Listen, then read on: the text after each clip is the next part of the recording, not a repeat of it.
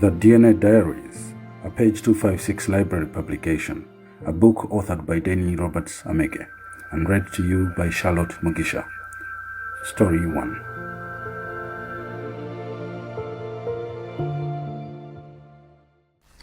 Cloning and the Future. Chapter 1. The test that shattered 12 years. Truth waits for no one. It doesn't knock. It breaks in and burns the house down. End quote. Amara Ranga. It was the kind of night that should have ended in laughter and a shared cup of tea. Instead, it ended with a silence so thick you could slice through it with a knife. Helen Namukasa stood near the kitchen sink, her trembling fingers slowly tapping the cold metal edge of the sink. The printed DNA results lay on the table like a death sentence, cold, clinical, and damning. She had run them in secret, using swabs she'd taken from each child while they slept, convinced she would only confirm what she already knew. But one by one, the results had dismantled the story she thought she was living.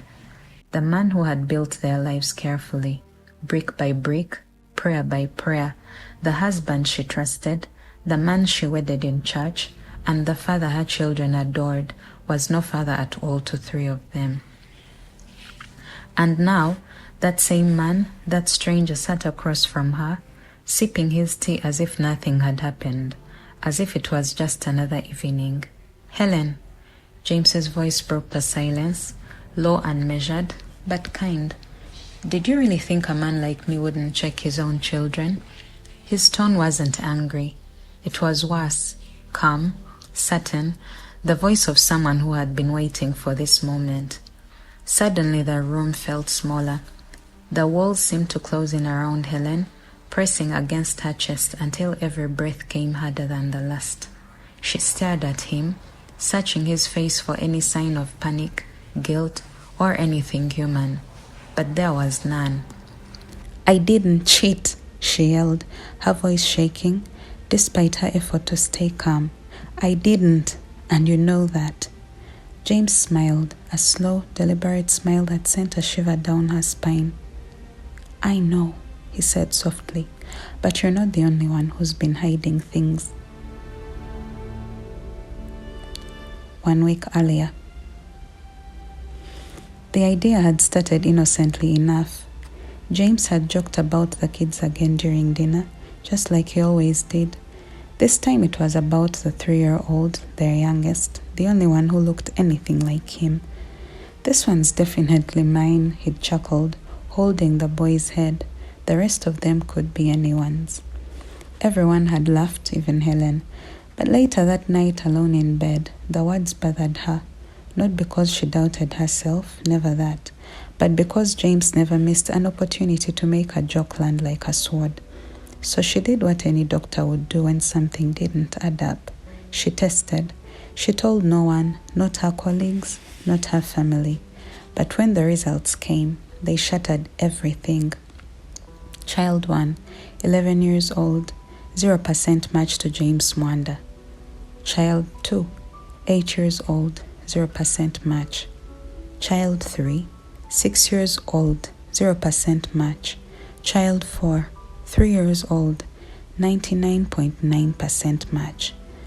And then, buried under the fine print, a line that made her blood run cold. Alert! James Mwanda's DNA matches suspect profile in 2003 Kololo murder case. Helen stared at the screen long after her laptop went dark. The Kololo case. She remembered it vaguely. A woman was found dead in her apartment, throat slit, no suspects ever charged. Her name had been Liana Chitende, if Helen wasn't mistaken. It had made headlines briefly before being swept into obscurity. And now, somehow, that case was in her kitchen too. James didn't deny it. He didn't even flinch when she showed him the results. Instead, he leaned back in his chair, fingers crossed, eyes half closed like a priest about to deliver absolution. "You've made a mistake," he'd said, almost kindly. "What does that mean?" she asked, voice shaking. "It means," he murmured, "that I stayed for a reason, not because of the kids and not because of love, but because I needed you." Her heart skipped. Needed me for what? He didn't answer right away. Instead, he reached for his phone, tapped a few buttons, and slid it toward her. A photo appeared on the screen, and it was Leah Nachitende, younger, alive, and standing next to James. No, not James, someone who looked exactly like him. But the scar above his eyebrow was different, slightly higher and slightly darker. "This isn't you," she said, but her voice betrayed her certainty. Her eyes darted between the man in the photo and the man across from her. They were the same and not the same. James's lips curved into something that wasn't a smile. "No," he said softly. "That's my brother." Helen blinked, a sharp, involuntary laugh escaping her throat, the kind born of disbelief, not humor. "You don't have a brother, James. You've never mentioned one." "I did," he said calmly, "before 2003. The revelation. James told her everything, or at least what he wanted her to believe. In 2002, his twin brother, also named James, was involved in the Kololo murder. He fled and never returned. In 2003, the real James Mwanda died in a car crash in South Africa. His body was identified by dental records, buried and forgotten. "Except someone stole his identity," James said, his eyes locking on hers. "Someone who knew how to disappear. Someone who needed a new life. And someone who married a pediatrician named Helen Namukasa."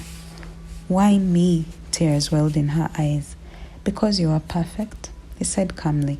"Smart, kind, blind to the truth, and most importantly, fertile." That word hit her like a slap. "What are you saying?" "I needed heirs," he said simply. "Children to carry on the legacy. But I couldn't risk my own DNA being flagged. So I let you conceive with someone else. Someone whose genes wouldn't raise flags." Helen's knees threatened to buckle. "But I never cheated," she screamed. "I know," he said gently, as if using a gentler tone would make the words easier to swallow. "You were drugged, Helen." He then leaned forward, his fingers tracing the patterns on the table.